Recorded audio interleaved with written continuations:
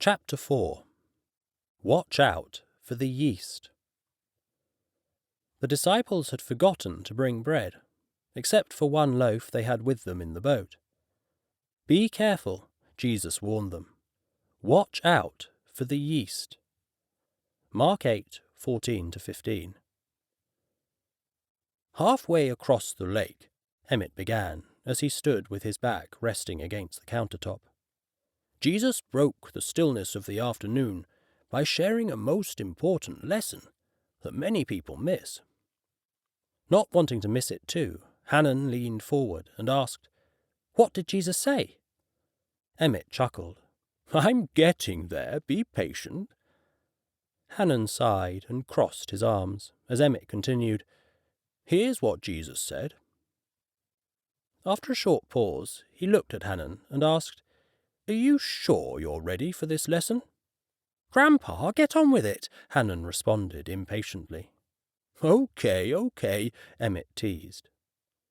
As they were going across the lake, Jesus taught, "Be careful of the yeast of the Pharisees, Sadducees, and that of Herod."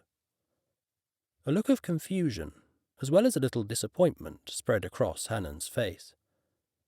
"Be careful of the yeast? That's the most important lesson, be careful of the yeast." Hannon's brown eyes quickly scanned his family's bakery, and then he asked, "What's wrong with yeast, Grandpa?"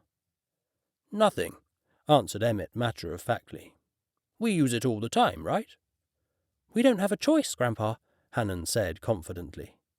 "Sometimes it gets into the dough without our even thinking about it. It's in the air, right?" Hannon wondered how this new lesson could possibly be more important than the miracle of the multiplied loaves. "Exactly, Hannon," Emmett confirmed. "Other than unleavened bread, which we must prepare very quickly before airborne yeast finds its way in, you can find yeast in nearly every loaf we bake." Hannon nodded slowly as Emmett continued, "But when it comes to the scriptures and the word pictures God likes to use as he teaches us, yeast is always negative." "For real, Grandpa? Always?" Hannon said incredulously, raising an eyebrow. Emmett sighed and looked around the bakery.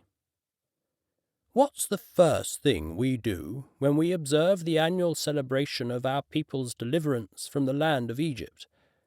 "You mean the Passover?" "Correct." "Well—" Hannon paused and looked up, as if he were reaching way back in his mind to recall. "Every year as Passover begins, Grandma tells us to go through the entire house and—" The growing energy in Hannon's voice showed he was starting to catch on. "Clean out all the yeast." "Wait a minute, Grandpa, why do we do that?" Emmett smiled. He knew the story was retold every year, but he also knew from his own experience that people don't receive a truth until they're ready for it. Seeing that his grandson might be ready, he continued, "Well, Hannon, when our ancestors left Egypt as freed slaves, they had very little time." "Because they had to leave the land of Egypt so quickly, right?" Hannon's eyes grew wide. "That's right, son.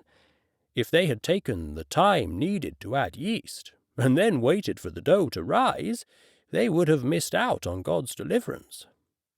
"Wow!" Hannon exclaimed. "That would have been terrible." "This is the essence of obedience, Hannon," Emmett said. "We don't stop and think, we simply obey his voice.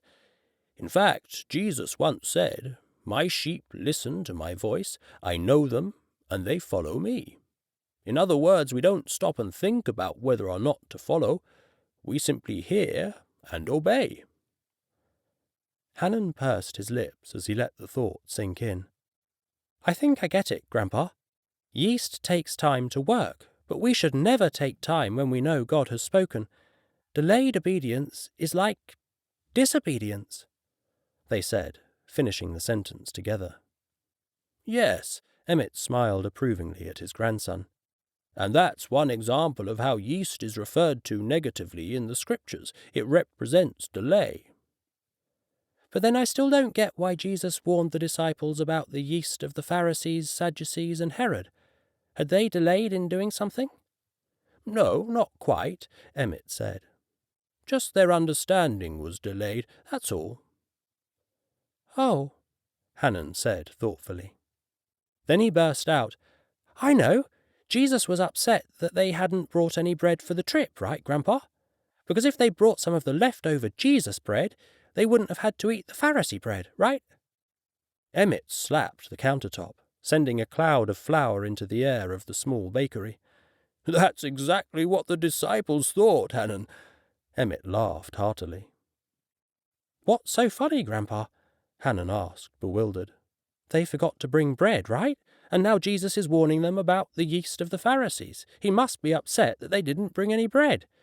Oh, Hannon, you're just like the guys on the boat, Emmett teased, wiping tears from his eyes. Composing himself, he continued, Jesus wasn't worried about the disciples eating the actual bread of the Pharisees, Sadducees, and Herod. He wasn't? Hannon asked, still confused. No, not at all, Emmett replied. He was warning them, and us, not to consume their yeast, not to be influenced by their destructive teaching. That's the important lesson. Hannon's eyes grew wide. What did they teach? Emmett leaned back and folded his arms over his chest. Oh my, what didn't they teach? Why don't you take that bread out of the oven first? What bread?